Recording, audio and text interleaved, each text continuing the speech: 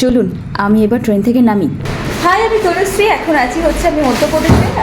এখানে দুটো জ্যোতির্লিঙ্গ আছে। তো 12টা জ্যোতির্লিঙ্গের মধ্যে এখানে দুটো জ্যোতির্লিঙ্গ আছে। তো দুটো জ্যোতির্লিঙ্গই আমরা দর্শন করব। 12টা জ্যোতির্লিঙ্গের মধ্যে অন্যতম জ্যোতির্লিঙ্গ হচ্ছে এই উজ্জয়নের মহাকালেশ্বর। আমি এখন সেখানেই আছি। কিন্তু আর একটা 12টা জ্যোতির্লিঙ্গের মধ্যে এই শিবলিঙ্গই দক্ষিণমুখী।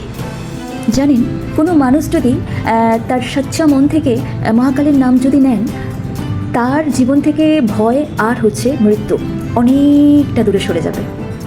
ওম ত্রম্বকম যজামহে সুগন্ধিম পুষ্টিবর্ধনম উর্বারুকমিব বন্দনান মৃত্যুর্মুক্ষি আমামৃতা।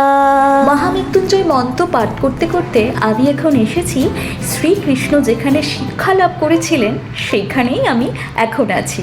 সত্যি বলতে কি, আমি ভীষণ আনন্দে আত্মহারা যে আমি এখানে আসতে পেরেছি। আর আপনাদেরকে আমি এখন দেখাচ্ছি যে ভগবান শ্রীকৃষ্ণ কোন কোন সাবজেক্টগুলো পড়াশোনা করেছেন। একটু কষ্ট করে দেখে নিন প্লিজ। আপনাদেরকে তো বলতেই ভুলে গেছি, এই আশ্রমের নাম কি জানেন? এই আশ্রমের নাম সন্দীপনী আশ্রম।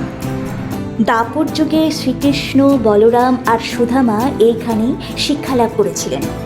ভগবান শ্রীকৃষ্ণকে যদি শিক্ষার্থী হিসাবে যদি দেখতে চান, তাহলে কিন্তু আপনাদেরকে এইখানেই আসতে হবে।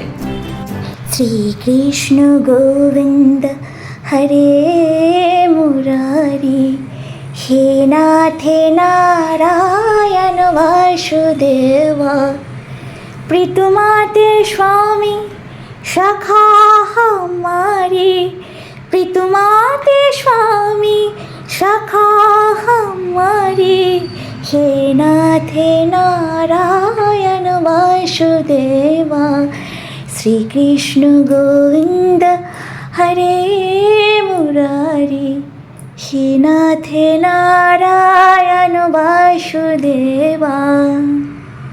আর যে গুরুর কাছে শ্রীকৃষ্ণ শিক্ষা অর্জন করেছিলেন, সেই গুরুর নাম অনুসারেই এই আশ্রমটা সন্দীপনী আশ্রম।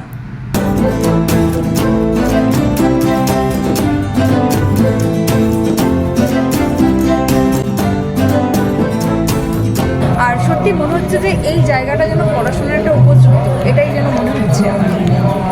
এত শান্ত পরিবেশ যে এইখান থেকে একদম যেতে ইচ্ছা করছে না, কিন্তু কি করব বলুন তো, আমাদের হাতে টাইম কম। তো আজকের মতো টাটা, আবার দেখা হবে।